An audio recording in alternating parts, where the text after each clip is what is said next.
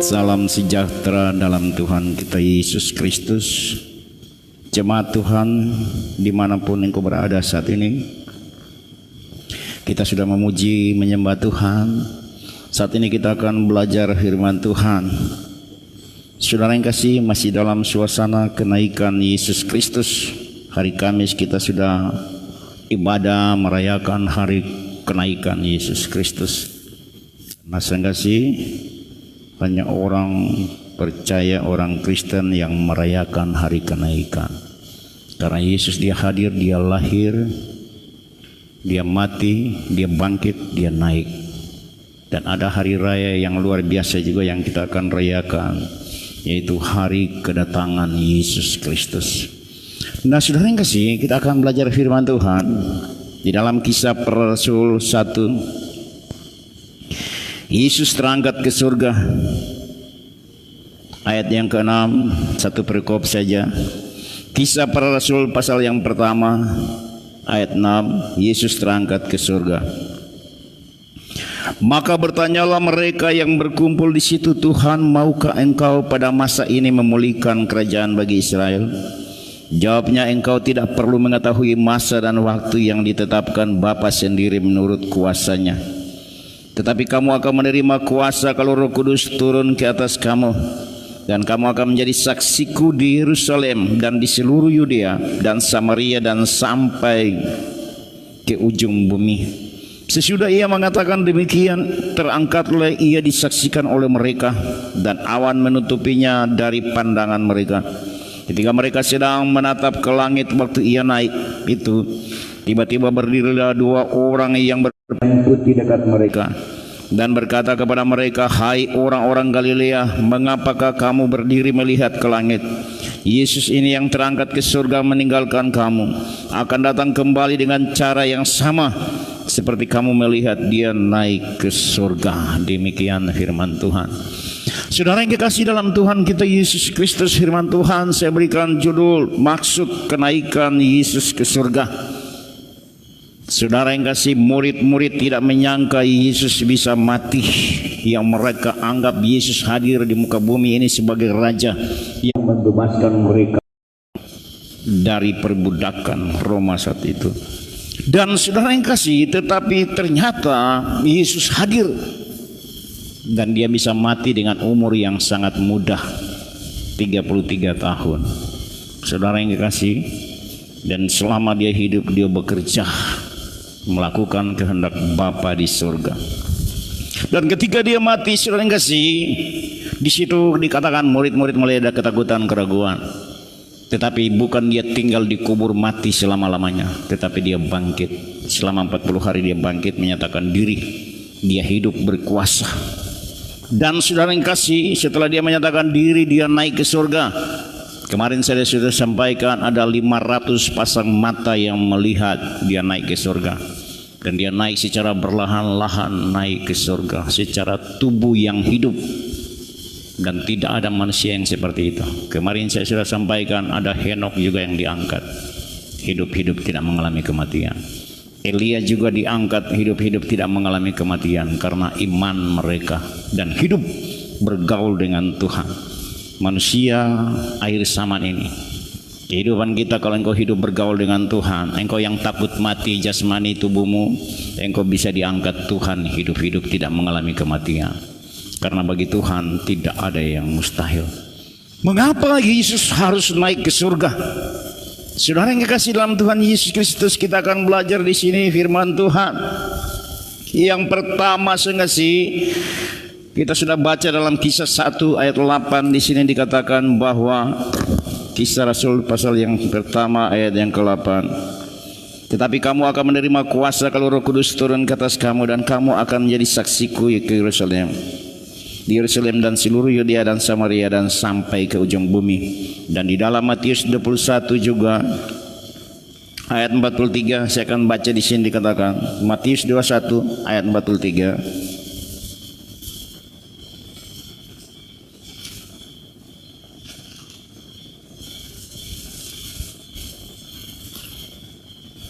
Ayat 43, sebab itu aku berkata kepadamu bahwa kerajaan Allah akan diambil daripadamu dan akan diberikan kepada suatu bangsa yang akan menghasilkan buah kerajaan itu. Jadi saya kasih dikatakan yang pertama supaya gereja didewasakan atau gereja itu diberdayakan, diperdayakan. Nah saya kasih sama dengan saudara, kalau engkau sudah mulai menanjak dewasa, di saat engkau mungkin masih kecil, engkau dijaga oleh orang tua. Ada papa dan mama yang menjaga saudara. Tetapi ketika engkau mulai mencapai dewasa, engkau sudah mulai mencari pendamping. Kalau engkau perempuan mencari mungkin laki-laki sebagai pendamping, laki-laki mencari perempuan. Dan setelah engkau menikah, engkau harus berpisah dengan orang tua. Nah di situ engkau dibawa untuk masuk pada satu kedewasaan. Nah saudara yang kasih, nah saudara, kalau saudara tidak tahu masak, saudara yang kasih, bagaimana saudara bisa menjadi istri yang baik di dalam keluarga?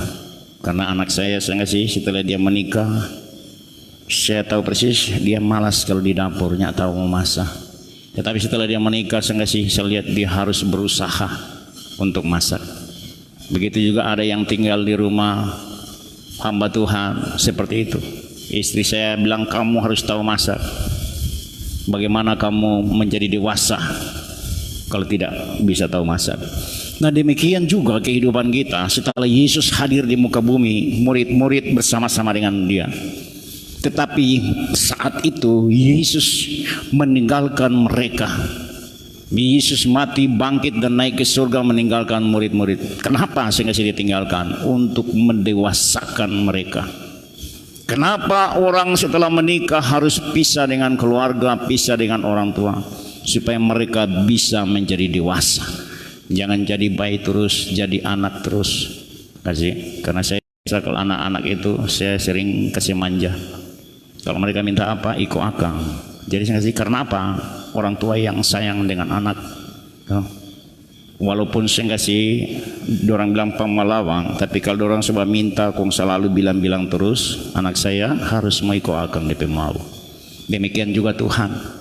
Walaupun mungkin engkau seringkali melawan Tuhan, tidak taat, tidak tunduk, tetapi di saat engkau minta sesuatu terus berdoa menangis kepada Tuhan, Tuhan juga merasa iba dan dia akan menjawab apa yang menjadi pergumulan permintaanmu. Dan sudah kasih, tetapi Tuhan mau engkau jadi dewasa, jangan terus menerus seperti itu. Kalau engkau setelah mengalami pemulihan, setelah engkau dibebaskan dari perbudakan iblis, saudara masuk dalam kasih mula-mula. Nah biasanya kasih mula-mula saudara minta apa selalu dijawab oleh Tuhan. Saudara yang baru mengenal Tuhan, baru ikut Tuhan, setelah engkau serius dengan Tuhan, minta apapun Tuhan jawab. Karena saya teringat juga saya memiliki kasih mula-mula. Roh yang begitu berapi-api, roh yang begitu menyala-nyala, hanya percaya kepada Tuhan, tidak dengan lain, dan hanya serius. Dan di saat minta sesuatu percaya hal itu terjadi karena bagi Tuhan tidak ada yang mustahil. Demikian juga kehidupan kita. Setelah kita menjadi dewasa rohani, saat ini mungkin saudara yang sudah 2 tahun, 3 tahun, ada yang mungkin sudah 10 tahun. Kalau saudara mungkin mulai rasa, Tuhan kiapanya rupa dulu kita minta sesuatu langsung dijawab, kiapa sekarang tidak dijawab. Nah itu bukan karena Tuhan tidak menjawab, tetapi Tuhan mau kehidupan saudara untuk menjadi dewasa.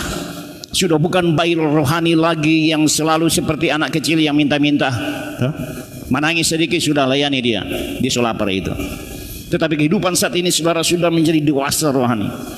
Sudah saatnya untuk mandiri, berdiri di atas kaki sendiri. Jadi sehingga harus dewasa. Kehidupan kita juga sebagai orang percaya harus dewasa. Yesus meninggalkan murid-murid supaya mereka dewasa. Kalau dia tidak tinggalkan murid-murid, kehidupan mereka akan terus jadi murid. Sehingga tidak bisa jadi guru, tidak bisa jadi hamba Tuhan. Nah gereja Tuhan didewasakan akhir ini dengan kenaikan Yesus Kristus, supaya gereja didewasakan, diperdayakan. Jadi Yesus naik ke surga supaya kita terlibat di dalam rencana Allah. Ketika kita diberi tanggung jawab dan kepercayaan itu menunjukkan kedewasaan. Oleh karena itu gereja harus jadi dewasa, artinya siap dipercaya dan diberi tanggung jawab. Nah, gereja-gereja yang dewasa itu diberikan satu tanggung jawab. Berarti gereja yang dewasa diberikan satu kuasa urapan otoritas Allah, diberikan satu tanggung jawab untuk memenangkan jiwa-jiwa. Makanya saya setelah dipanggil Tuhan untuk menjadi hamba Tuhan, saya menolak saat itu. Waktu saya mengalami kasih mula-mula dan Tuhan berbicara, sudah enggak sih, engkau akan aku angkat untuk menjadi hambaku, dan gembalakanlah domba-dombaku. Selalu sudah enggak sih Tuhan berbicara seperti itu. Setiap saya buka firman Tuhan, bukakan gembalakan domba-domba. Dan di situ saya mulai tawar-menawar dengan Tuhan. Tuhan, kalau engkau izinkan, memang mampukan kuatkan saya. Lengkapi saya dengan kuasa urapan otoritas Allah. Bukan cuma sekedar saya berbicara pintar hebat menyelidiki firman, tetapi dengan tanda-tanda mujizat yang kau nyatakan. Jadi sehingga sih, dan di situ Tuhan mulai bawa dengan pelayanan-pelayanan mujizat yang luar biasa, membuktikan bahwa gereja itu dewasa. Dia mampu berdiri, dilengkapi dengan karunia-karunia 5 jawatan Allah, 9 karunia roh. Itu gereja dewasa. Tuhan menjemput gereja yang dewasa, bukan bayi. Bukan gereja-gereja bayi rohani yang mudah tersinggung, gampang kecewa, gampang putus asa. Tak sontong sedikit tapi lah besar. Tapi Tuhan datang menjemput gereja yang dewasa. Nah, gereja yang dewasa itu seperti orang yang saling mencintai. Kalau dia saling mencintai, dia mencintai perempuan sengasih masih batunangan, kun dia sayang sekali, dia perlu terus punya kerinduan untuk berjumpa. Orang kalau batunangan, anak-anak muda tidak ada di sini, tapi yang menonton mungkin banyak. Rasa mati kalau aku dapat. Biar sok antar pulang, mar pulang bat telepon lagi, sampai habis pulsa baku telepon terus, baku chatting terus. Karena apa? Kerinduan terus untuk berjumpa. Dan roh ini terus ingin berjumpa. Mungkin pergi di rumahnya baku dapa, tapi kesulia DP orang kerja atau siapa di rumah susah senang. Biar DP anjing dah keluar dulu, yang penting kesulia sudah senang. Nah, seperti itu. Maksudnya di sini Tuhan mau roh kita yang dewasa punya kerinduan terus untuk mencari Tuhan, dan itu yang Tuhan akan jemput dengan kedatangan Yesus kedua kali. Dia mencari gereja Tuhan yang dewasa, pribadi-pribadi yang dewasa yang tidak mudah kecewa putus asa. Makanya selalu saya katakan, kalau kehidupanmu selalu dengan kehidupan yang kecewa putus asa, tidak akan masuk surga. Biar Tuhan sudah berikan kasih karunia untuk manusia diselamatkan, tapi kalau kehidupan saudara terus mempertahankan keegoisan saudara, kesombongan, keangkuhan, kepahitan, kebencian, tidak masuk surga. Apalagi saudara yang dipakai Tuhan bisa menyusup roh-roh atau kedagingan di saat engkau menyampaikan hal-hal yang berasal dari Tuhan, karena tidak murni kehidupan saudara. Jadi sehingga si Yesus naik ke surga maksudnya supaya gereja Tuhan dewasa, supaya kehidupan kita dewasa, supaya murid-murid juga dewasa. Karena kalau Yesus tidak naik ke surga, Petrus tidak bisa melakukan mujizat-mujizat yang besar. Karena setelah Yesus naik ke surga, Petrus juga menyembuhkan orang, buta melihat, lumpuh berjalan. Dan dikatakan saudara kasih, Petrus juga dengan bayangan Petrus orang sakit sembuh, luar biasa. Dan dikatakan orang mati juga bangkit melalui pelayanan Petrus. Dia jadi dewasa. Saya saudara kasih, sejak orang tua saya meninggal, orang tua saya gembala, dan dia sejak dia masih ada, saya biasa-biasa saja. Walaupun saya dalam pelayanan, saudara kasih, saya melayani tetapi biasa-biasa. Tetapi ketika orang tua saya meninggal, saya dibawa untuk dewasa. Saya dibawa harus bertanggung jawab. Karena orang tua saya waktu meninggal, dia memberi pesan, beli akang untuk keluarga, beli apa mama, beli itu saudara-saudara, beli itu jemaat. Jadi lihat akang sama. Yesus juga mati, dia memberi pesan kepada murid-murid untuk memberitakan Injil, amanat agung, menjadi saksi, jadi berkat. Kamu yang sulia, bagaimana dengan kehidupan saya sebagai Yesus anak Allah? Sulia itu mujizat. Nah, dengan kesaksian mujizat yang kamu lihat, bersaksi jadi berkat. Berikan pesan-pesan ini. Ada pesan-pesan Yesus waktu dia mati. Nah, seperti itu juga orang tua akan meninggal. Ada pesan-pesan yang disampaikan. Dan di situ saya harus jadi dewasa. Saya tidak harus jadi bayi rohani lagi. Yang penting saya berdoa sudah. Yang penting saya melayani orang, saya melayani jemaat atau siapapun sudah. Biar dia datang saya marah-marah, saya bukakan tentang dia punya masalah, dia punya apa, bongkar terserah. Saya bongkar dia punya pribadinya. Kamu kepahitan, kebencian, amarah terserah, kamu terima tidak apa-apa. Terima kasih. Tetapi setelah saya menjadi gembala, tidak sembarang. Terima kasih. Walaupun itu masalah pribadi, kepahitan, kebencian, tetapi saya tidak langsung bongkar marah. Kamu Tuhan sudah bukakan begini-begini, kamu harus seperti ini. Saya harus belajar berhikmat. Bagaimana mau menyampaikan segala sesuatu, membawa damai sejahtera, karena saya gembala. Saya bukan penginjil. Kalau penginjil dia datang menyerang jemaat, dia bongkar semua, tapi dia tidak bisa membalut. Tapi gembala itu dia bongkar, dia membalut. Balut jemaat yang luka supaya terus dirangkul.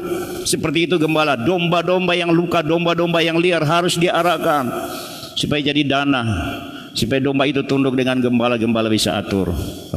Sudah nggak sih? Jadi seperti itu. Ada tanggung jawab yang diberikan. Jadi gembala ada tanggung jawab. Saya harus berdoa jemaat Tuhan. Orang tua saya teringat, sudah nggak sih? Di saat dia sebagai gembala jemaat, setiap malam berdoa, pagi berdoa, mungkin jam 4, jam 5, kali jam 3 sudah bangun berdoa. Dan saya kasih kalau dia berdoa itu semua jemaat Tuhan satu persatu dia bilang. Makanya saya kasih sampai siang masih dia berdoa terus. Angkat lagu penyembahan baru mulai berdoa satu-satu. Nah saya kasih. Tapi kalau saya sekarang rangkul satu kali. Kalau kalau saudara biasa dengar di radio dia bilang bungkus satu kali. Karena sudah masuk di tingkat roh, saya langsung pagari seluruh jemaat Tuhan di dalam perlindungan Allah. Roh yang musuh jemaat Tuhan, langsung Tuhan bukakan. Ini, bebaskan mereka. Segala ikatan cengkar mereka. Maksudnya lupa dulu. Saya nggak sih. Mau bilang satu-satu sampai esoknya mau kelar. Karena jiwa yang Tuhan kirim bukan cuma satu, banyak. Dua peperangan keliling, siram minyak semua. Satu drum mau habis tuh minyak. Tapi karena sudah masuk tingkat roh, Tuhan mulai bawa. Sini hambaku, ini itu tempat. Ini tempat kedudukan iblis. Berdoa di tempat ini. Siram minyak berdoa.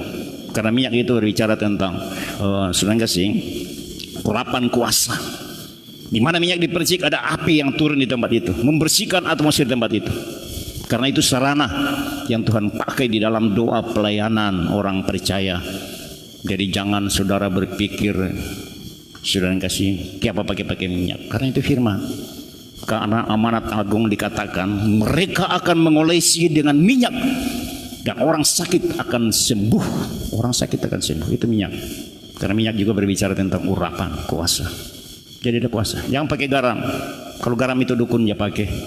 Jadi jangan orang percaya, orang Kristen, Pak Pendeta tasu berdua kontak susiran garam sama sampai kita semua di garam. Karena ada yang berdoa datang di pastori, soalnya dia bawa garang satu plastik. Kita bilang kenapa banyak begini? Berdoa kan Pak Pendeta, mau ambor di rumah. Kita bilang so salah kok mak. Biar lesung mandi dengan garam. Kalau kehidupan kita masih terikat, kecewa, kepahitan, tidak mata lepas. Sama dengan minyak juga. Walaupun itu berbicara urapan, tapi kehidupan saudara tidak mengampuni, masih ada kecewa, kepahitan, juga tidak akan terjadi pemulihan. Biar minum oleh itu minyak. Jadi hati ini perlu dibersihkan. Jadi Yesus dia naik ke surga untuk mendewasakan gereja Tuhan. Yesus naik ke surga untuk mendewasakan murid-murid supaya gereja diperdayakan. Kenapa harus ada gereja? Karena di dalam gereja ada kuasa Allah. Di situ tempat bersekutu orang-orang percaya. Makanya iblis menyerang dengan virus corona supaya gereja itu ditutup. Tidak ada gereja supaya orang percaya tidak bisa bersekutu dan berdoa. Tetapi saya kasih dikatakan iblis ketakutan dengan gereja ditutup. Ternyata ada gereja-gereja yang di rumah-rumah orang-orang Kristen. Semua berdoa, menaikkan doa walaupun di rumah. Mereka tetap berdoa dan bersatu di alam roh.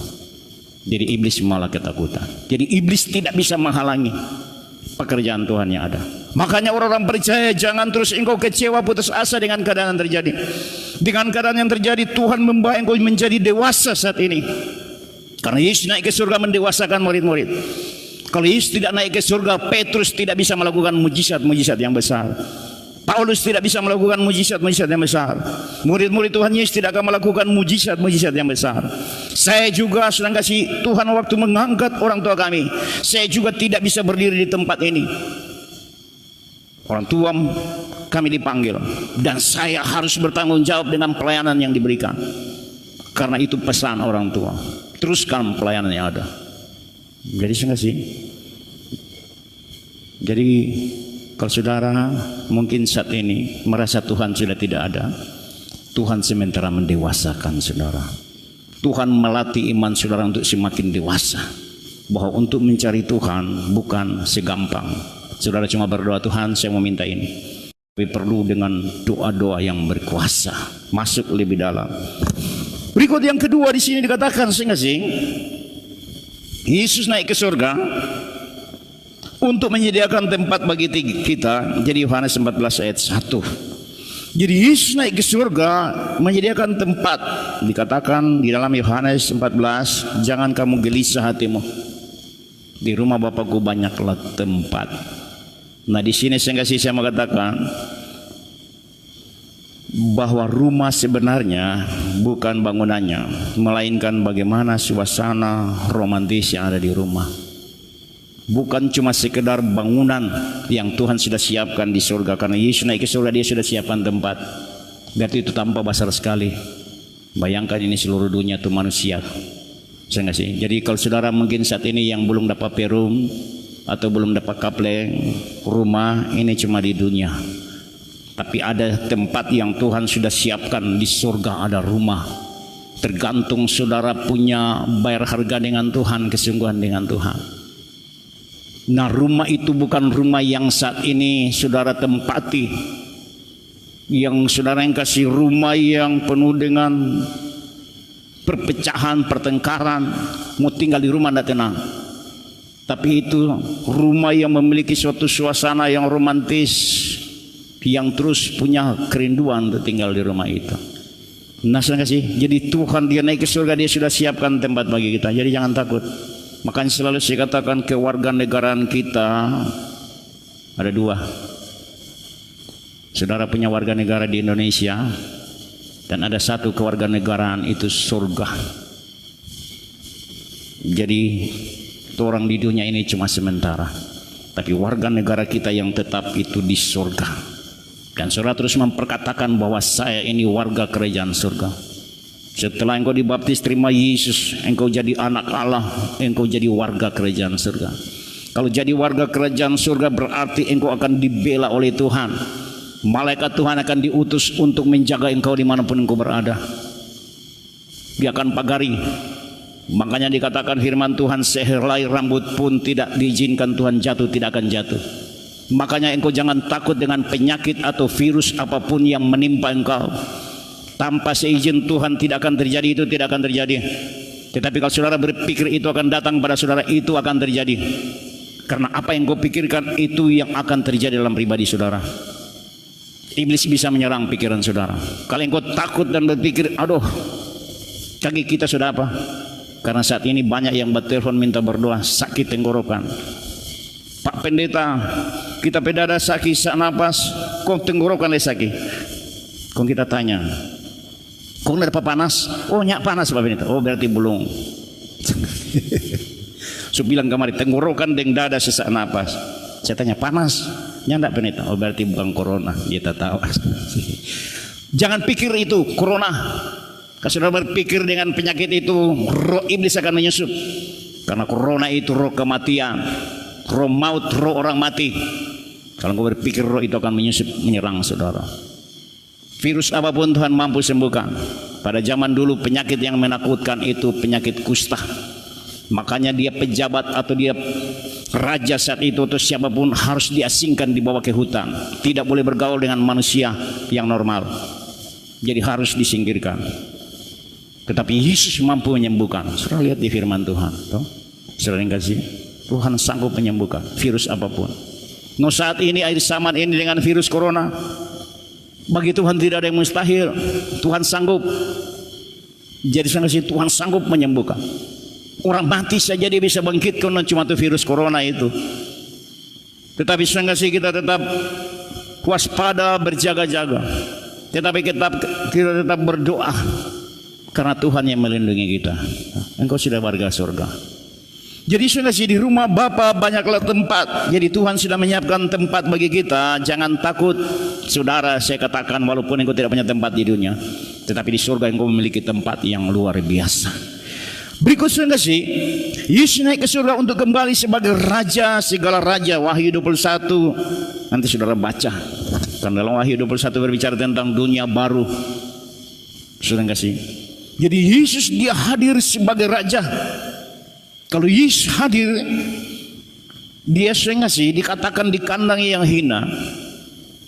Dia hadir karena dia akan menjangkau orang-orang kalangan bawah, orang-orang sederhana. Makanya Yesus datang juga dengan sangat sederhana.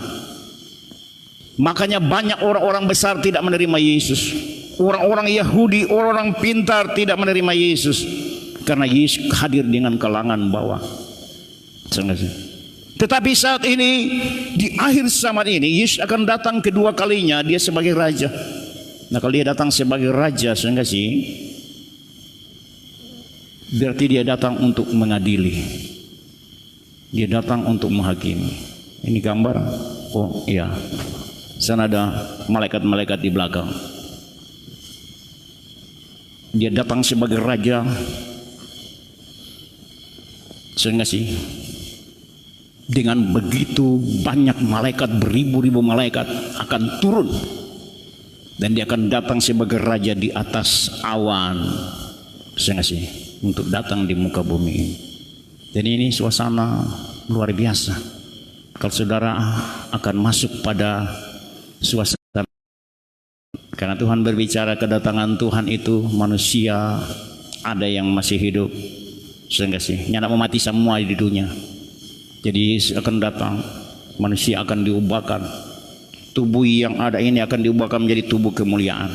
Dan Yesus akan hadir dan kehidupan kita akan diangkat semuanya untuk masuk pada satu kekekalan, yaitu surga. Jadi sehingga sih kalau dia datang sebagai Raja, jadi kehidupan kita harus mempersiapkan diri. Engkau adalah anak-anak Raja, terus memiliki iman yang sungguh, terus berpengharapan. Sehingga sih karena kehidupanmu adalah anak Raja, dia akan datang menyambut saudara, orang-orang percaya. Makanya di dalam lagu Tuhan datang, Tuhan datang beserta dengan tentara Allah, dan orang-orang percaya menghakimi orang-orang durhaka. Itu di lagu itu. Jadi sehingga sih jadi kehidupan kita terus kuat, semangat. Berikut yang terakhir dikatakan sehingga sih Yohanes 14 ayat 15 sampai 17. Saya akan baca Yohanes 14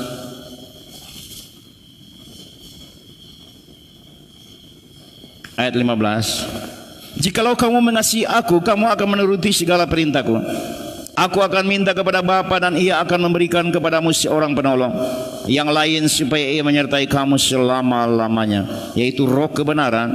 Dunia tidak dapat menerima dia sebab dunia tidak melihat dia dan tidak mengenal dia, tetapi kamu mengenal dia sebab ia menyertai kamu dan akan diam di dalam kamu.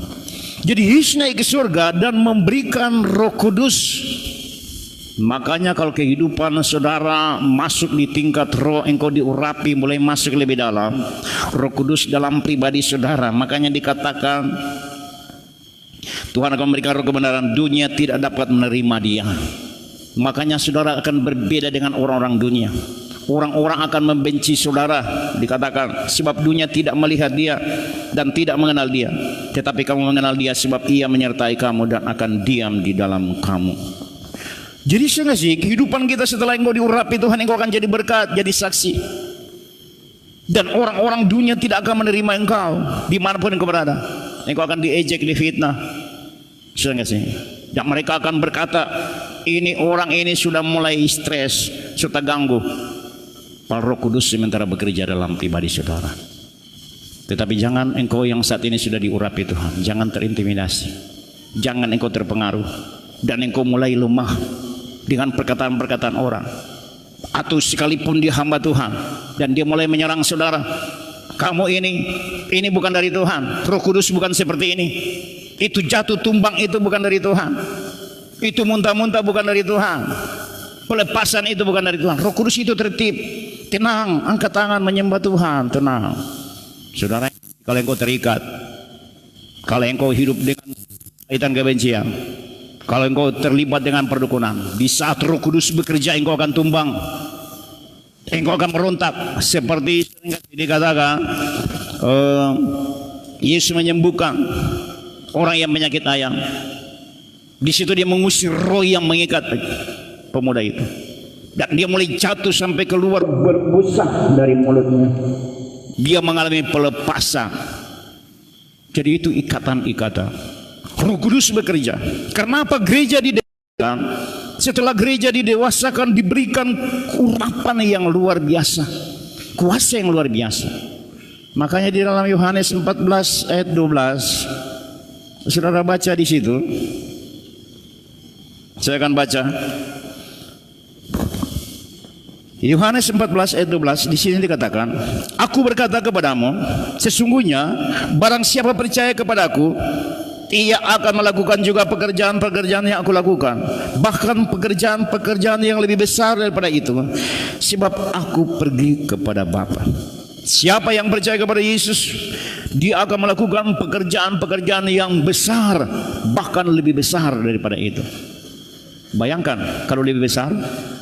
Yesus menyembuhkan orang mati, Yesus membangkitkan orang mati, menyembuhkan orang sakit, Yesus berjalan di atas air. Bagi Tuhan tidak ada yang mustahil. Setelah dia naik ke surga, dicurahkan Roh Kudus itu. Makanya dikatakan singkasi, kehidupan kita di saat kita percaya sungguh-sungguh, kita akan melakukan perkara-perkara yang besar, perkara-perkara yang luar biasa. Karena bagi Tuhan tidak ada mustahil. Saudara yang kasih, otoritas saat ini diberikan bagi orang percaya. Siapapun engkau, selalu saya katakan, dia tidak melihat dari latar belakang saudara, pendidikan saudara, jabatan, atau mungkin engkau orang biasa-biasa. Tetapi di saat engkau membuka hati, izinkan Roh Kudus bekerja, engkau akan dipakai Tuhan luar biasa. Engkau akan melakukan mujizat-mujizat yang luar biasa. Makanya kehidupan kita tidak usah terintimidasi saat ini. Mungkin engkau ada penyakit, engkau ada masalah keluarga atau apapun, tidak usah takut. Itu proses yang Tuhan sementara membawa engkau dewasa, supaya kehidupan saudara lebih murni di hadapan Tuhan, supaya pemakaian Tuhan semakin sempurna di dalam kehidupan saudara. Karena bangsa Israel waktu memasuki tanah Kanaan, mereka mengalami proses yang luar biasa. Masuk tanah Kanaan, tanah perjanjian, bukan gampang. Diuji. Apa mereka bersungut? Apa mereka masih ingat dengan mereka punya masa lalu? Karena kehidupan bangsa Israel waktu mereka di tanah Mesir, mereka hidup dengan tempat penyembahan berhala. Mereka hidup dengan kekerasan di tempat itu karena mereka diperbudak oleh bangsa Mesir. Tetapi setelah mereka keluar, Tuhan proses mereka di padang gurun, dan di situ mulai muncul asli mereka. Mereka kembali menyembah Baal. Mereka kumpul semua emas yang ada yang mereka bawa dari Mesir. Mereka buat patung lembu dan mereka menyembah, dan Tuhan sangat kecewa. Dan di dalam perjalanan juga mereka sangat bersungut-sungut. Mereka sudah melihat mujizat-mujizat yang besar, bersungut lagi. Akhirnya mereka tidak bisa masuk tanah Kanaan. Kehidupan saudara saat ini, engkau jemaat Tuhan, setelah engkau dibebaskan dari perbudakan iblis, engkau dibawa oleh Tuhan. Saat ini engkau sementara dimurnikan, diizinkan mengalami satu tekanan-tekanan, dilihat apa kehidupan lamamu masih muncul atau tidak. Kalau saudara pernah biasa marah, emosi, kepahitan, kebencian, setelah ikut Tuhan, mungkin kasih mula-mula sudah hilang. Tetapi dengan pergumulan saat ini, Tuhan izinkan melihat saudara masih ada atau tidak. Kalau saudara masih emosi, masih marah, saudara enggak sih, perlu dipertanyakan. Jangan sampai engkau ketinggalan dan tidak bisa masuk tanah Kanaan. Engkau tidak bisa masuk surga. Bagaimana engkau akan dipakai Tuhan luar biasa. Saudara kasih, saat ini seluruh orang Kristen, orang-orang karismatik, setelah Yesus naik ke surga hari Kamis kemarin, mereka mulai berdoa seperti yang Yesus pesan kepada murid-murid. Tinggal di Yerusalem sampai janji Bapa itu diberikan. Setelah Yesus naik ke surga, 10 hari 10 malam mereka berdoa, berkumpul di loteng Yerusalem. Dan di saat mereka berdoa, Roh Kudus dicurahkan. Makanya saat ini orang-orang karismatik, orang Pentakosta berdoa selama 10 hari, 10 malam. Saya tidak tahu mereka berdoa bersama-sama atau mereka berdoa di rumah, karena saat ini dengan keadaan yang terjadi. Jadi saudara yang kasih, berdoa supaya Roh Kudus dicurahkan. Tapi saya katakan Roh Kudus itu sudah curahkan sejak Yesus naik ke surga. Dan itu sudah dicurahkan bagi orang percaya. Roh Kudus itu bukan nanti setelah Yesus naik dan 10 hari kita berdoa baru Roh Kudus dicurahkan. Roh Kudus itu tetap ada di dalam pribadi saudara. Setelah engkau dibebaskan oleh Tuhan, Roh Kudus itu termeterai dalam pribadi saudara. Tinggal bagaimana saudara mengembangkan Roh Kudus yang ada, membebaskan Roh Kudus bekerja dalam pribadi saudara. Saudara enggak sih? Bukan cuma di saat ini, tetapi terus engkau bangkit. Karena ketika engkau diurapi Tuhan, engkau akan melakukan perkara-perkara yang luar biasa. Saya orang biasa, sudah enggak sih? Tetapi setelah Roh Kudus turun dalam pribadi saya langsung berpikir besar bahwa saya akan melakukan perkara-perkara yang luar biasa. Karena Roh Kudus dalam pribadi saya. Yesus mampu melakukan perkara-perkara yang luar biasa. Setelah Yesus naik, diberikan otoritas itu bagi orang percaya. Dan otoritas itu ada pada pribadi saudara. Jadi engkau yang sudah diurapi Tuhan, mulai ubah pola pikir saudara. Berpikir besar bahwa engkau dipakai Tuhan. Engkau harus jadi berkat, jadi saksi. Engkau mulai mendemonstrasikan mujizat yang ada dalam pribadi saudara yang Tuhan taruh. Ya. Karena ketika Roh Kudus turun, engkau mendapat kuasa supranatural, kuasa yang tidak terbatas. Itu ada dalam pribadi saudara saat ini. Nah, di saat engkau mengalami sakit, istri, suami, anak, saudara mulai demonstrasikan kuasa yang ada. Kesembuhan terjadi, kelepasan terjadi, pasti terjadi. Karena itu suatu kuasa. Doa-doa yang berkuasa. Bagi Tuhan tidak ada mustahil. Saya banyak kesaksian. Saya diurapi Tuhan. Sampai benda mati bisa. Sedang gak sih? Bisa hidup. Saya pernah bersaksi, sedang gak sih? AC yang so rusak sudah bisa jadi. Saya berdoa jadi. Cuma dengan mujizat Tuhan. Ada satu cerita, sedang gak sih? Seorang anak buah dalam satu kumpulan, dan saya kasih pimpinan mereka, komandan mereka, dia sangat doang hina-hina pada dia, kan dia satu-satunya orang Kristen di situ. Dan saya kasih komandan ini, dia suruh, karena dong hina-hina ini anak buah ini, dia suruh pindah tuh mobil, karena dipindahkan satu oto sana. Sudah nggak sih, ini anak muda ini kasihan nyak tahu bawa oto. Nyak tahu bawa oto karena dia orang yang kalangan biasa. Nah saya kasih karena komandan suruh paksa dia tunjukkan ngana Tuhan tuh yang ngana ada sembah, karena dia orang Kristen. Dan akhirnya saya kasih dia menguti. Dia ambil tuh kunci, dibilang ini tuh kunci, pergi. Kong saudara yang kasih, bayangkan dia pergi. Dia pasang, dia bawa saya kasih mobil, pegang kunci, dia bawa mobil yang ada, dia naik dan dia bawa mobil itu. Dia pindahkan sesuai di tempat yang komandan disuruh. Dan saya mungkin saudara sudah baca cerita itu. Dan ketika semua mereka melihat teman-teman yang ada, saya nggak sih, mereka semua menangis. Mereka semua menangis dan terharu, dan di situ mereka percaya, bertobat bahwa Allah yang disembah itu Allah yang luar biasa. Karena ternyata ini anak buah ini dia kaget. Ternyata mobil yang komandan suruh pindah nyandak ada mesin. Susah turun DP mesin. Kurang DP badan. Kok dia kasih pindah tuh bagaimana? Secara manusia tidak masuk di akal. Tapi bagi Tuhan tidak ada mustahil. Tuhan sanggup apapun benda mati. Benda mati saja itu bisa Tuhan kerjakan. Apalagi saudara cuma ada yang penyakit, cuma ada yang pergumulan.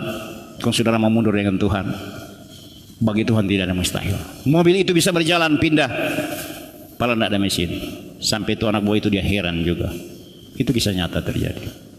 Nah, dan saya sudah banyak melihat juga hal-hal yang tidak masuk di akal. Itu tuh hukum roh, hukum alam, hukum roh. Nah, kalau kehidupan saudara sudah masuk ke tingkat roh, percaya dengan hukum roh, segala sesuatu bisa terjadi. Tidak ada mustahil. Saudara yang susah saat ini, kalau saudara berpikir besar mau jadi kaya, mau kaya, yang penting dekat dengan Tuhan. Tapi untuk kemuliaan Tuhan. Karena Tuhan tahu persis, kalau saudara menjadi kaya juga bisa jauh dari Tuhan. Jadi Tuhan lebih tahu bagaimana untuk memberkati saudara. Jadi harus kuat. Makanya sih buka hati untuk izinkan Roh Kudus bekerja. Roh Kudus bekerja, engkau akan melakukan perkara-perkara yang luar biasa, hal-hal yang besar, dan bagi Tuhan tidak ada yang mustahil. Jadi sih jadi mari kehidupan kita di akhir ini untuk bangkit dan kita tetap kuat. Saya undang pelayan-pelayan altar, karena Yesus naik ke surga mendewasakan kehidupan kita. Hal ini terjadi dengan virus yang terjadi di seluruh muka bumi ini untuk mendewasakan. Saudara yang tadinya selalu mungkin mengandalkan manusia, mengandalkan siapapun, saat ini Tuhan mulai bawa saudara untuk mengandalkan Tuhan, karena Tuhan sumber berkat dan Tuhan maha kuasa. Dia sanggup melakukan perkara-perkara yang luar biasa. Jadi bangkit saat ini, maju terus, jangan kau lemah, jangan engkau ragu.